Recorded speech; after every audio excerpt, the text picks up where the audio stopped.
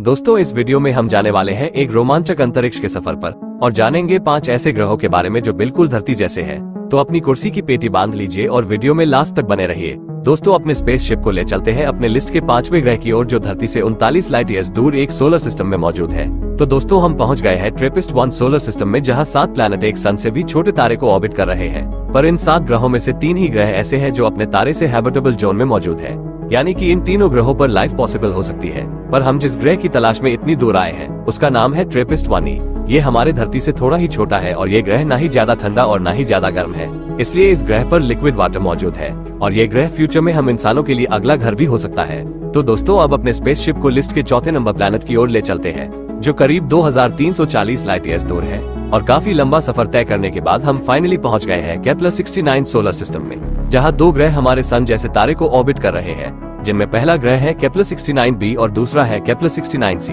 पर इनमें से सिर्फ केपलर-69c प्लैनेट ही अपने तारे से हैबिटेबल जोन में है, जो धरती से करीब 70% बड़ा है। और ये प्लैनेट अपने तारे का एक ऑर्बिट करने में करीब 242 दिनों का समय लगाता है। इस ग्रह पर आपको पानी के समुद्र और झीलें देखने को मिल सकती है।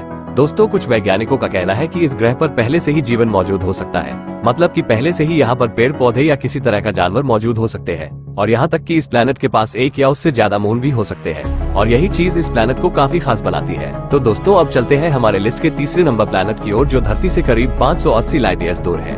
ये प्लैनेट केपलर-186 नाम के एक सोलर सिस्टम में मौजूद है, जहाँ 5 ग्रह एक लाल बौने तारे का चक्कर लगा रहे हैं। पर हम जिस प्लैनेट की तलाश में यहाँ आए हैं उसका नाम केपलर-186f है। इस प्लैनेट का आकार करीब हमारे धरती जैसा ही है और ये अपने तारे से हैबिटेबल जोन में भी मौजूद है, इसलिए यहाँ पर भारी मात्रा में पानी मौजूद है। केपलर-186 अपने तारे का एक ऑर्बिट करने में करीब 130 दिनों का समय लगाता है। और सबसे खास बात यह है कि इस प्लैनेट पर आपको पेड़ पौधे भी देखने को मिल सकते हैं, पर ये पेड़ पौधे धरती की तरह ग्रीन नहीं बल्कि रेड दिखाई देंगे, क्योंकि ये तारा हमारे सन से काफी ठंडा और लाल है।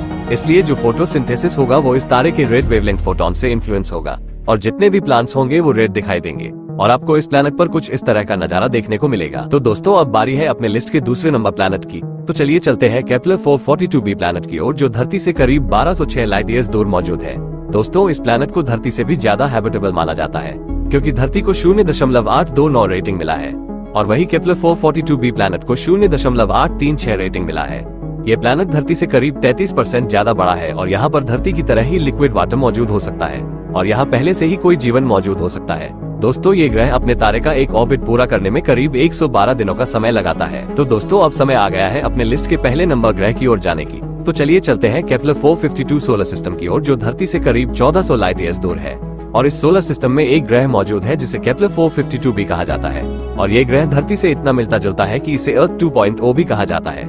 इस ग्रह पर भी धरती जैसा पानी का समुद्र और एटमॉस्फेयर मौजूद हो सकता है। दोस्तों ये ग्रह हमारे धरती से 60% ज्यादा बड़ा है और ये ग्रह जिस तारे का परिक्रमा करता है वो भी हमारे सूरज जितना ही बड़ा है। दोस्तों हमारी पृथ्वी सूरज का एक परिक्रमा 365 दिनों में करती है, वही केपलर-452b ग्रह अपने तारे का एक परिक्रमा 384 दिनों में करता है। हमारी धरती सूरज से 150 मिलियन किलोमीटर दूर है और केपलर-452b ग्रह अपने तारे से 156 मिलियन किलोमीटर दूर है, यानी कि ये ग्रह भी अपने तारे से उतना ही दूरी पर है जितना धरती है। दोस्तों अभी तक जितने भी ग्रह खोजे गए हैं ये उनमें सबसे ज्यादा धरती से मिलता है। तो दोस्तों इनमें से आपका फेवरेट ग्रह कौन सा है, कमेंट करके जरूर बताएं।